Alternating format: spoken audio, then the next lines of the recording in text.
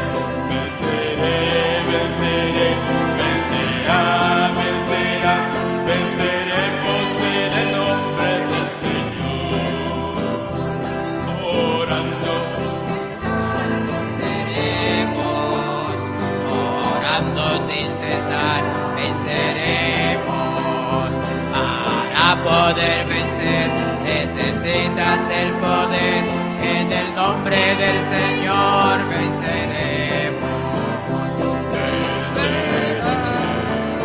Porque Él irá conmigo, vencerás, porque es tu amigo fiel. Venceré, venceré, vencerás, vencerás, en el nombre del Señor venceremos.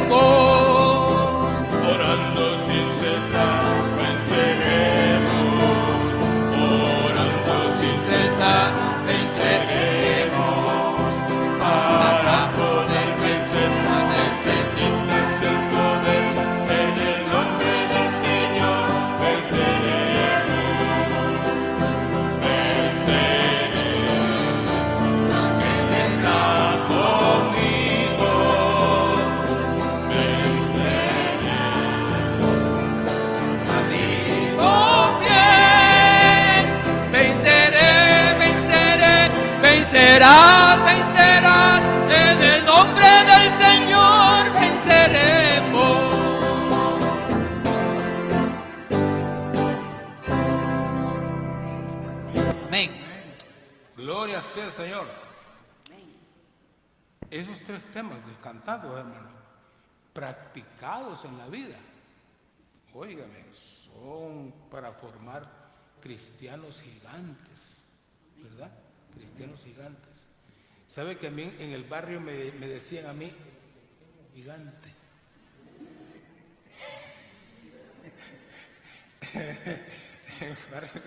El pequeño gigante, hermano. Recuerde, hermano Tony, acuérdese de eso. De gigante no sabemos, pero pequeño sí. Ahora, vamos a cantar este coro. Yo creo que ustedes no lo saben, hermano. Hay 2 que vamos a cantar pegaditos a estos, que sí lo conocen, pero este me creo que lo conozco, no estoy seguro, pero no importa, porque aquí estamos para alabar a Dios y en lo que hacemos también aprendemos, porque lo que venimos a hacer a la iglesia, venimos a recibir, pero también venimos a dar, y parte de lo que damos a Dios es nuestro aprendizaje, ¿verdad? Cuando aprendemos algo nuevo.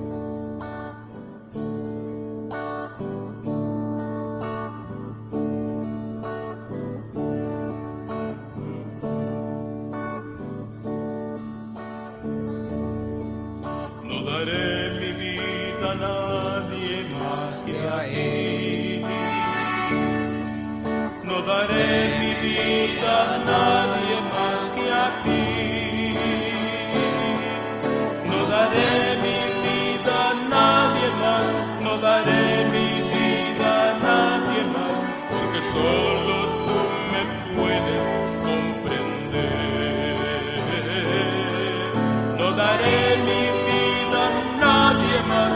No daré mi vida a nadie más, porque solo tú me puedes comprender. No daré mi amor a nadie más que a ti. No daré mi amor a nadie más que a ti. No daré mi amor a nadie más. No daré mi amor a nadie más, porque solo tú me puedes comprender. No daré mi amor a nadie más. No daré mi amor a nadie más, porque solo tú me puedes comprender. No daré mi tiempo a nadie más que a ti. No daré mi tiempo a nadie más que a ti. No daré mi tiempo a nadie más. No daré mi tiempo a nadie más, porque solo tú me puedes comprender. No daré mi tiempo a nadie más. No daré mi tiempo a nadie más, porque solo tú me puedes comprender. Mi vida, no daré mi vida a nadie más que a ti. No daré mi vida a nadie más que a ti. No daré mi vida a nadie más. No daré mi vida a nadie más, porque solo tú me puedes comprender. No daré mi vida a nadie más. No daré mi vida a nadie más, porque solo tú me puedes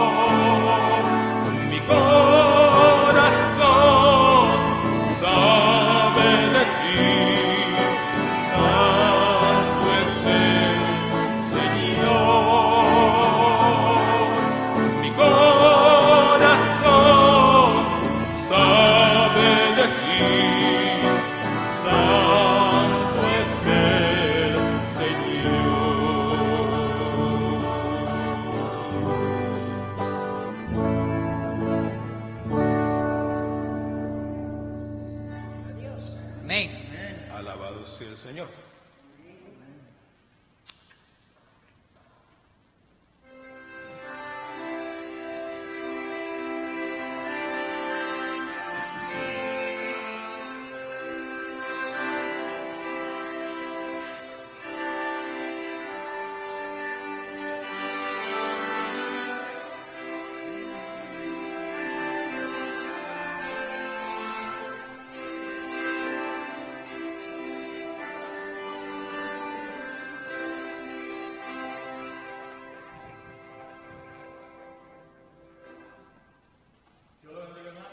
Amén. Ahora tenemos la sagrada lectura de la Sagrada Biblia, que la vamos a leer en el nombre del Padre y del Espíritu Santo. Y dice así: Heme aquí, os digo un misterio. No todos dormiremos, pero todos seremos transformados. En un momento, en un abrir y cerrar de ojos, a la final trompeta, porque se tocará trompeta, y los muertos serán resucitados incorruptibles, y nosotros seremos transformados. Porque es necesario que esto corruptible se vista de incorrupción, y esto mortal se vista de inmortalidad. Y cuando esto incorruptible se haya vestido de incorrupción, y esto inmortal se haya vestido de inmortalidad, entonces se cumplirá la palabra que está escrita: solvida es la muerte en victoria. ¿Dónde está, oh muerte, tu aguijón? ¿Dónde, oh sepulcro, tu victoria? Ya que el aguijón de la muerte es el pecado, y el poder del pecado la ley. Mas gracias sean dadas a Dios, que nos da la victoria por medio de nuestro Señor Jesucristo. Así que, hermanos míos amados, estad firmes y constante creciendo en la obra del Señor siempre, sabiendo que nuestro trabajo en el Señor no es en vano. La palabra del Señor. Amén. Amén.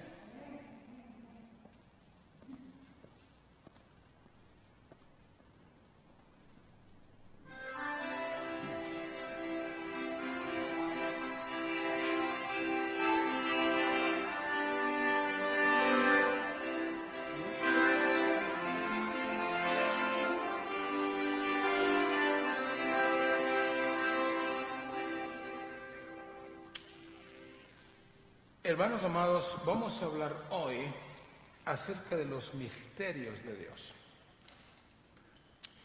Cuando digo misterio, no vamos a decir algo misterioso, ¿verdad? Pero es interesante que la palabra misterio, pues es una palabra bíblica, ¿verdad? Es una palabra bíblica, los misterios de Dios. Y usted sabe que la vida cristiana es una vida de fe. Dice el apóstol Pablo que caminamos por fe, no por vista. Como quien dice, voy caminando y yo sé que esto es misterioso, pero me tiro a lo misterioso porque es Dios quien me pide que camine. Lo que esté allá más adelante para mi vida es asunto de Dios. Y a mí solo me toca caminar en fe. Y a usted también, a usted solo le toca caminar en fe. Aunque hayan en la vida cristiana conceptos cristianos que son misteriosos, porque usted no los puede entender y yo no los puedo entender. Pero es interesante que la vida cristiana, como dije, es una vida de fe, pero el asunto es que Dios no nos pide que entendamos todo, sino que Dios nos pide que creamos todo. ¿Cuántas gentes no he encontrado yo que me han dicho: pastor, cuando yo entienda mejor, yo voy a acercarme a Dios, o yo voy a ir a la iglesia? Ay, bendito. Cuando entienda todo lo de Dios, ¿me entiende? Le va a llegar la muerte, nunca va a poder entenderlo todo. Porque Dios no nos pide entender. Dios nos pide que creamos, que tengamos fe. Dios no va con aquellos que van al tubo del laboratorio para entenderlo todo y procesarlo todo y entonces creer. Si fuera así, no vale la pena ser cristiano, porque todo está dicho, todo está hecho y no hay nada que saber, no hay nada que investigar. O por lo menos dejar que otros investiguen y que luego me digan a mí cómo es. Pero Dios nos pide que tengamos fe, que creamos. Ahora, las cosas de Dios, de hecho, son un misterio. Son un misterio. Y es el Señor mismo el que usa esta palabra misterio. Buscando yo una definición de lo que es un misterio en la Biblia, estoy hablando de los misterios de Dios, no estoy hablando de los misterios de fulano de tal que juega las cartas y los naipes y todo. No estamos hablando de eso, eso son mañas y cosas que no tienen que ver, ¿verdad? Pero buscando yo una definición de lo que es un misterio, dice el diccionario bíblico que misterios son, óigalo bien, verdades ocultas. No son mentiras ocultas, porque algunos hablan de mentiras ocultas, pero misterios de Dios son verdades ocultas en edades pasadas, pero que ahora son reveladas por Dios a través de sus siervos. Entonces Dios sí tiene misterios, hay muchas cosas de Dios y del reino de Dios que son misteriosas, pero eso no quiere decir que nosotros no las podemos entender. Porque el Señor Jesucristo dijo claramente que más bien sí, son misterios, pero esos misterios, los misterios del reino de Dios, son revelados a nosotros. Nosotros tenemos ese gran privilegio que Dios nos revela a nosotros los misterios. Ahora, son misterios para los que no saben nada. Los que no saben nada de Dios, los que no han entrado a la vida en el Espíritu, que no han entrado al mundo de lo invisible de Dios, ellos no pueden entender. Es un misterio. Pero esos misterios para nosotros son cosas reveladas. ¿Por qué? Porque Dios mismo nos las revela por el Espíritu Santo. Así que yo no le vengo a decir que usted no entiende nada, que todo es misterioso para usted. No. Dios se encarga de revelarnos sus misterios. Ahora, hay algunas cosas, por supuesto, que solo están en la voluntad del Padre y que no nos toca a nosotros conocer, obviamente. Pero las cosas fundamentales de la vida cristiana, que son un misterio, Dios nos las ha revelado. Ahora, prueba de ello es que cuando yo estaba pensando en este tema, y yo quise buscar versículos acerca de misterios, me sorprendí, porque en el Antiguo Testamento solo hay 2 versículos relacionados con misterio, y son del profeta Daniel. en el capítulo 2 de Daniel. Y Daniel es un profeta, fue un profeta futurista. Entonces, pero en el Antiguo Testamento la palabra misterio no existe, aparte de esos 2 versículos. Entonces la palabra misterio se comienza a conocer en el Nuevo Testamento. ¿Qué quiere decir eso? ¿Por qué no hay nada en el Antiguo Testamento acerca de misterios, sino solamente Jesús empieza justamente en el capítulo 13 de Mateo a usar la palabra misterios? ¿Por qué es eso? Bueno, muy sencillo. La cosa es que la definición nos dice que misterios son verdades ocultas en edades pasadas. O sea, todos esos misterios estaban ocultos en el tiempo pasado, en el Antiguo Testamento, en todos los años del Antiguo Testamento, todos los misterios de Dios estaban ocultos. Pero cuando Jesucristo vino, entonces las cosas cambian. Dios comienza a revelar las cosas que son un misterio. Y justamente, fíjese, capítulo 13 de Mateo es donde el Señor comienza a usar la palabra misterios. Capítulo 13 de Mateo es la parábola del sembrador, que ustedes la conocen. El sembrador salió a sembrar. La cosa es que dice el capítulo 13 de Mateo, versículo 1, aquel día salió Jesús de la casa y se sentó junto al mar, y se le juntó mucha gente, y entrando él en la barca se sentó, y toda la gente estaba en la playa, y les habló muchas cosas por parábolas. Y entonces comenzó con la primera parábola diciendo: el sembrador salió a sembrar. Y por ahí sigue.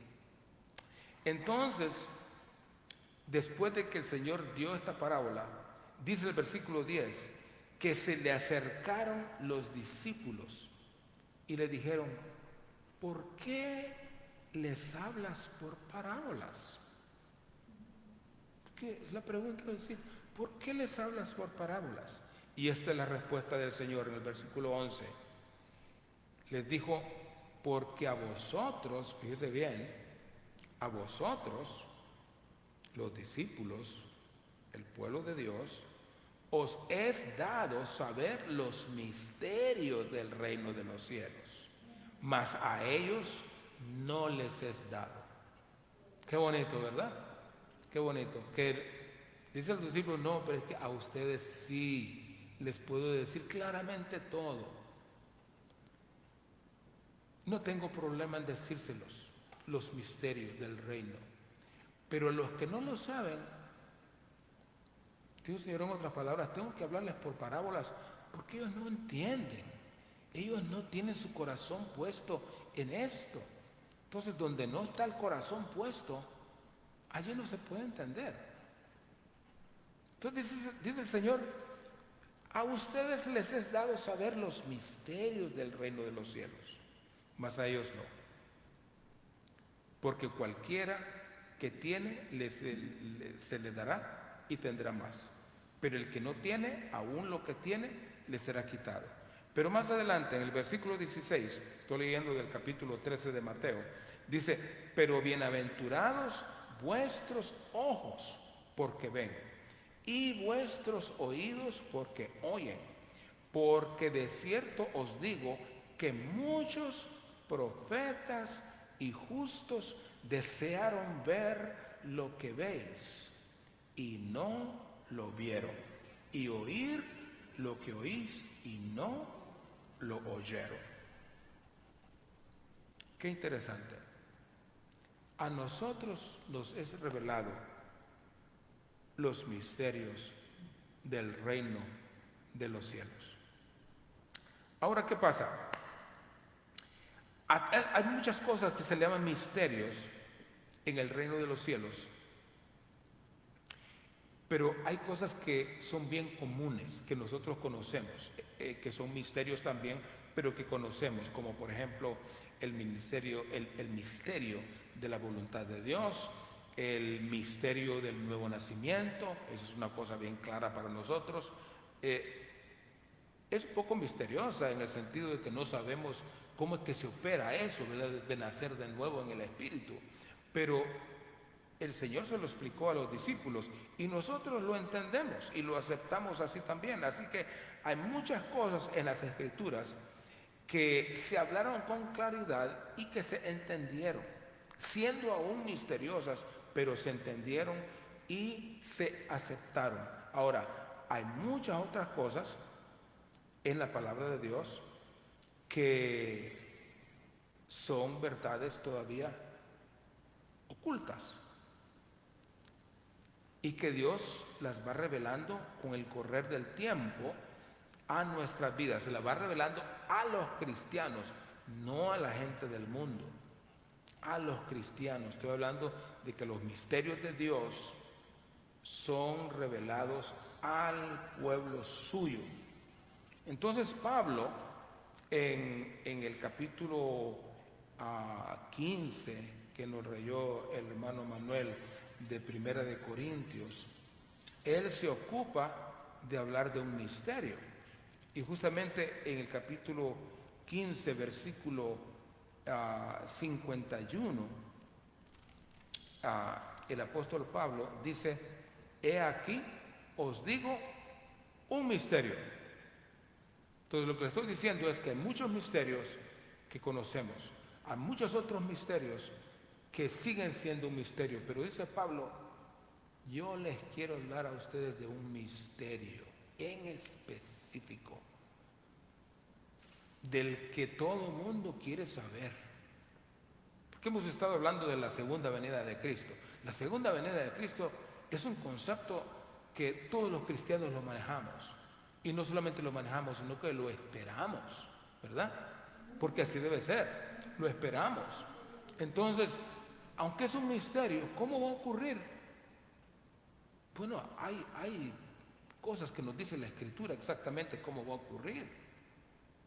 Hay detalles que no sabemos, pero solamente están en la voluntad y el poder de Dios. Pero dice Pablo: he aquí os digo un misterio. Quien dice: yo les voy a plantear a ustedes un misterio. Así que Pablo revela el misterio del retorno del Señor. Básicamente el misterio del rapto,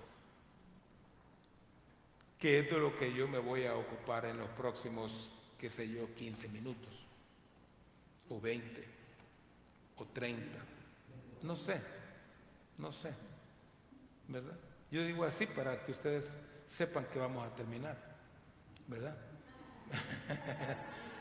No sepan que vamos a terminar, pero de eso que nos vamos a ocupar. Pero yo estoy preparándole a ustedes qué son los misterios, porque hay partecitas de la Escritura que entendemos son misterios, dice la palabra de Dios, misterios, pero no es que son cosas ocultas. Dijo el Señor: a ustedes les es permitido conocer los misterios del reino. Y qué bueno que para nosotros hay claridad en las cosas de Dios. Amén. Porque aunque no las procesamos intelectualmente, aunque no las entendamos, el Espíritu nos ayuda a procesarlas, a entenderlas y sobre todo a aceptarlas. Por eso dije al principio que la vida cristiana es una vida de fe, no es una vida de entender, es una vida de creer, de aceptar las cosas. Con tal que vengan de Dios y que la palabra de Dios me lo diga, yo lo tengo que aceptar. Si no, no soy cristiano, ni vale la pena ser cristiano. No tengo por qué ser un cristiano, decir que soy un cristiano, si no acepto cosas que no entiendo. Porque a Dios nadie lo puede entender. Como dijo la Escritura, a Dios nadie le vio jamás. Pero dice Juan: pero el Hijo le ha dado a conocer. Dice capítulo 1 del Evangelio de Juan, versículo 20 o 21 o algo por ahí. Dice, a Dios nadie le vio jamás, pero el Hijo le ha dado a conocer. Entonces el que conoce al Hijo, dijo el Señor mismo, conoce al Padre, porque el Hijo dio a conocer al Padre. Bueno, pero ese es otro tema, ¿verdad? Para otro día, ¿verdad? Pero yo me voy por allá, así me hago una ensalada a veces, ¿verdad? Pero no, tengo que salirme de ahí y volver al tema, ¿verdad? Porque si no, no voy a terminar, ¿verdad? Pero es interesante que entonces Pablo se ocupa en el capítulo 15. Usted sabe que todo el capítulo 15 de Primera de Corintios habla acerca de la resurrección de los muertos. Pero en el versículo 51 dice Pablo, yo les voy a hablar a ustedes de un misterio, y es el misterio del rapto. En primer lugar, hermanos amados, no todos, según este versículo 51, dice Pablo, he aquí os les digo un misterio, no todos dormiremos, pero todos seremos transformados. Aquí está el primer misterio del que Dios nos dice en su palabra que tenemos que aprender a aceptar. No todos dormiremos. Acuérdese usted que en la palabra, cuando se habla y se refiere a los cristianos, nunca se usa la palabra muerte. Nunca. En el Nuevo Testamento usted no va a encontrar de la muerte de los cristianos. No. Habla de los cristianos que han dormido. Porque la palabra muerte tiene un significado mucho más profundo. Pero Pablo entonces usa la palabra dormir. Dice, este gran misterio, que cuando Cristo venga, no todos dormiremos. Es decir, dice, cuando venga el Señor y cuando venga el rapto de la iglesia, no todos van a estar muertos los cristianos. Van a haber muchos cristianos que van a estar vivos cuando Jesús venga. Y dice, no todos dormiremos. Como quien dice, en otras palabras, cuando Jesucristo venga y suceda el rapto, hay muchos cristianos que van a estar con vida y ellos no van a experimentar la muerte. Qué bonito es eso, ¿verdad? Que esperar el día en que Jesucristo venga, que suceda el rapto y no experimentar la muerte. Porque allí mismo dice, seremos transformados. No todos dormiremos, pero todos seremos transformados. Así que, hermanos, el sueño se refiere en la Escritura a la muerte. El hombre tiene una cita con la muerte, el ser humano tiene una cita con la muerte. Eso no lo podemos evitar. Y desde anteayer, del viernes, que me di cuenta de esta hermana cuñada que está en sus últimos momentos, y que yo no he sabido de esta familia por años, bueno, casi 10 años ya, yo no he sabido de ellos nada. Y ahora que vuelvo a saber de ellos, es para que me den esta noticia. Entonces, me quedó en la mente y en el corazón estos conceptos de la muerte del cristiano, de los que parten, ¿verdad? Pero de la esperanza que hay en el cristiano, que dice que si todavía tenemos vida cuando Jesucristo venga, no pasaremos por este trance de la muerte. Ahora la muerte, bueno, no quiero hablar de la muerte en sí misma, solamente me quiero limitar a decir que la muerte es algo que no podemos evitar. Eso va a suceder, sea temprano, sea tarde, pero cuando yo me acuerdo de esta familia, yo me recuerdo de esta, mi ex cuñada, cuando era una jovencita. Yo no puedo recordar ahí, la tengo aquí en mi mente. Pero me asombro cómo el correr del tiempo cambia todas las cosas. Y de repente la persona deja de existir. Ahora, que haya arreglado su vida y que esté preparándose para entrar a la verdadera vida que es estar en la presencia de Dios, eso no sé, eso no sé. Pero sí puedo pensar y reflexionar, por eso dije al principio, que la muerte de alguien, cuando uno escucha, que se murió fulano de tal, que ya no está, yo pienso y digo, no, esto también siempre es un llamado de atención de Dios. O sea, acuérdate que a ti también te puede llegar, no vives para siempre, y tan creídos que somos, y tan orgullosos que somos, ¿verdad? Y que creemos que vivimos, que somos eternos, y no es así. Dios de vez en cuando nos pasa una lección. Cuando yo hablé con mi hijo acerca de este suceso, yo le dije, mire, es una advertencia, usted tómelo con calma, porque me dice, yo no sé qué debo de hacer. Yo le dije, usted no tiene que hacer nada. Lo que tiene que hacer usted es tener cuidado usted mismo. Cuídese, porque no estamos para tragedias. Si eso llega, que llegue cuando Dios quiera, no cuando nosotros la busquemos, por ser un atajo de irresponsables. Bien, pero entonces, hermanos, esta lucha que nosotros tenemos es una cita con la separación del alma y del espíritu de nuestro cuerpo. Es una batalla constante contra la muerte.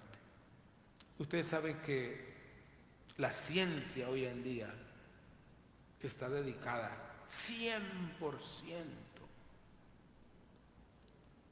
a algún día evitar la muerte, porque ustedes no saben cuánto el ser humano está inventando en los laboratorios por allá. Hay gente que no tiene ni domingos, ni días santos, ni nada de eso, no tienen feriados, ¿verdad? Los científicos, las gentes que se dedican a buscar lo oculto, le dedican tiempo constante a todo eso. Y un afán de la ciencia hoy en día es terminar con ese enemigo que se llama muerte y que se llama tumba.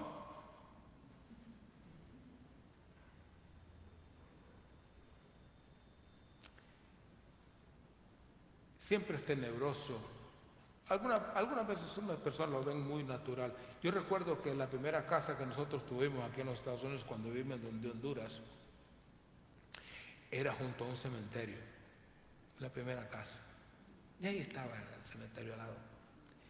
Y pues la primera casa en Estados Unidos, yo me llenaba de cuando íbamos a comprar casa, pues sí me soñaba con un palacio en otro lado, ¿verdad? Al lado de un parque, al lado de una piscina o algo así. Me tocó al lado de un cementerio. ¿Cómo es eso? ¿Verdad? Entonces uno como que lo ve de reojo, dice uno, lo miro y no lo miro, ¿verdad? Y por ahí pasábamos enfrente, lo miro y no lo miro, ¿verdad? Pero uno no quiere aceptar esas realidades. Y el que es joven peor, dice, no, eso no es para mí. Pero hermanos, es claro que nosotros tenemos una cita con ese personaje, porque en la Biblia la muerte es un personaje. Por eso Pablo, cuando habla del rapto y que dice que los cristianos no van a ver la muerte, sino que se van a ser transformados y van a irse con el Señor en el rapto. Entonces él se hace la gran pregunta y dice, ¿dónde está, oh muerte, tu aguijón? ¿Dónde, oh sepulcro, tu victoria? Y él dice, todo lo que, el miedo que nos causaste o que causas, ¿dónde está? Ya no existe. Porque Cristo lo venció. Cristo lo venció. Porque dice, ya que el aguijón de la muerte es el pecado y el poder del pecado, la ley, mas gracias sean dadas a Dios, que nos da la victoria por medio de nuestro Señor Jesucristo. Es decir, tenemos enemigos poderosos. 3, el pecado, la muerte, la tumba. Son 3 enemigos poderosísimos, hermano. Poderosísimos, que nos desbaratan en un 2x3. Pero ¿qué pasa? ¿Qué dice la Escritura? Dice que tenemos victoria contra estos 3 enemigos. Pecado, muerte y tumba. Tenemos victoria. No victoria nuestra. Dice, por medio de nuestro Señor Jesucristo. ¿Qué quiere decir eso? Que sin tener fe en Jesucristo y sin tenerlo a Él en nuestro corazón o Salvador, esos 3 enemigos nos hacen picadillo, ¿verdad? Y nos llevan para la eternidad en un concepto de pérdida para siempre. Pero el otro lado de la moneda dice que Dios nos da la victoria por medio de nuestro Señor Jesucristo. Así que, hermanos, cuando Cristo retorne, los creyentes no morirán. Y la segunda cosa que dice Pablo en el versículo 51, vuelvo a ese versículo, dice, pero todos seremos transformados. Es decir, la persona, cuando Jesucristo esté viniendo y sucede el rapto de la iglesia, los que no hayamos muerto, seremos transformados. Entonces, la segunda cosa que yo quiero decirle aquí, además de que no todos los cristianos morirán, es que todos los cristianos serán diferentes, es decir, nuestro cuerpo será un cuerpo totalmente diferente. Seremos, Pablo usa la palabra transformados. No todos dormiremos, pero todos, dice, seremos transformados. Vamos a ser cambiados en nuestro concepto, en nuestro parecer, cambiados en este maravilloso viaje al cielo. Vamos a ser transformados, no en la tierra, pero cuando estemos en el proceso de ir en el rapto, automáticamente nuestros cuerpos son transformados.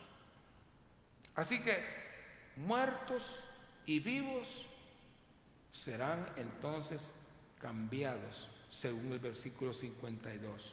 Dice, en un momento, en un abrir y cerrar de ojos, al final de la trompeta, porque se tocará la trompeta y los muertos serán resucitados, incorruptibles, y nosotros seremos transformados. Qué bueno, ¿verdad? Los muertos resucitarán incorruptibles, dice, y nosotros, los que estemos con vida todavía, dice, seremos transformados.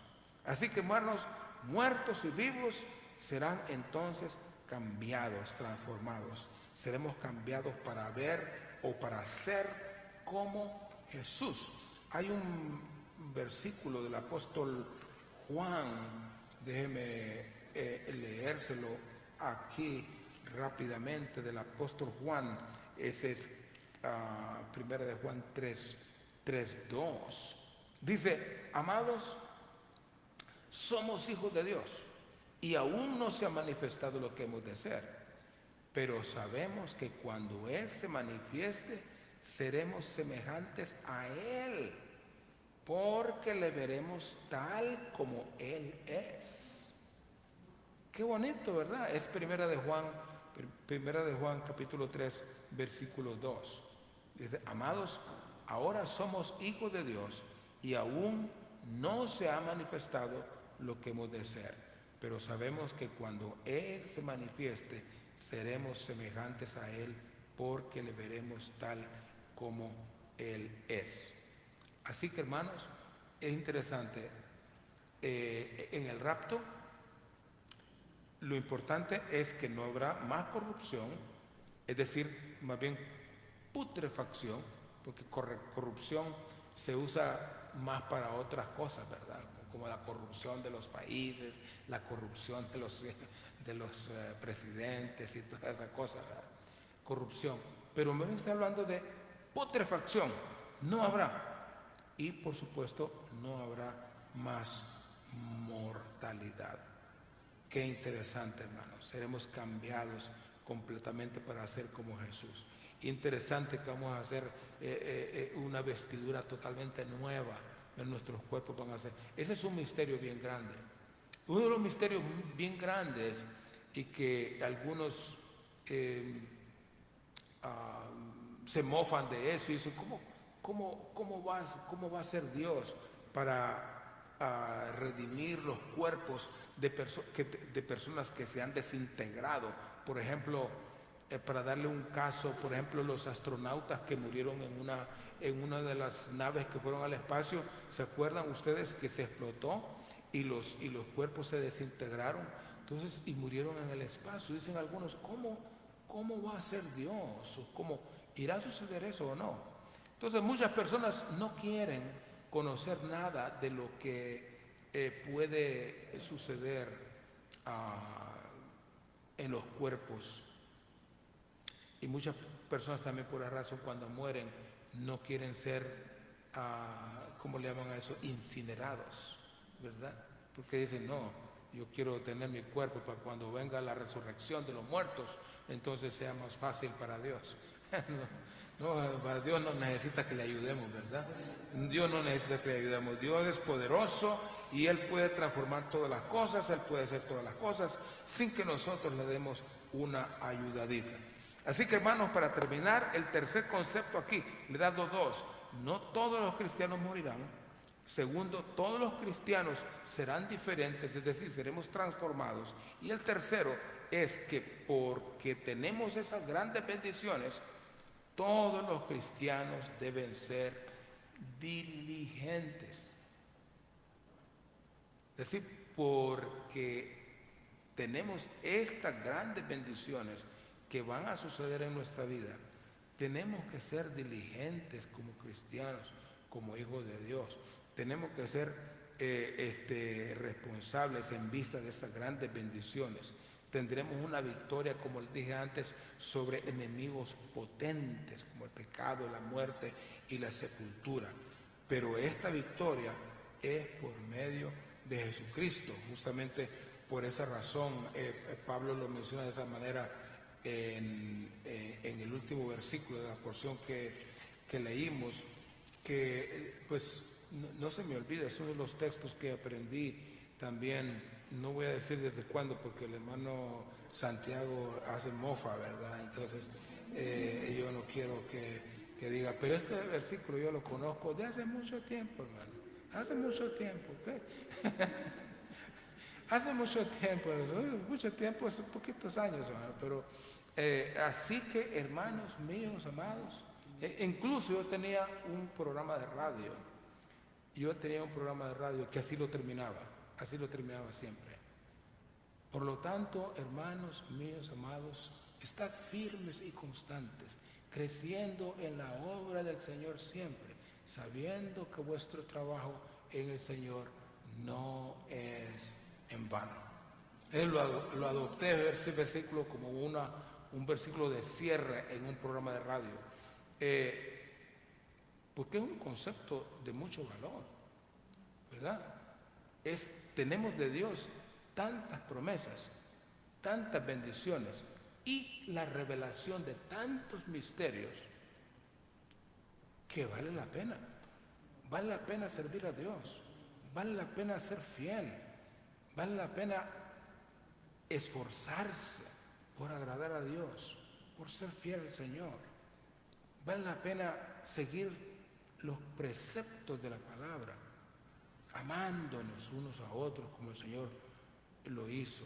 Como dije en la oración, que no hemos sido íntegros en nuestro amor a Dios y en nuestro amor al prójimo.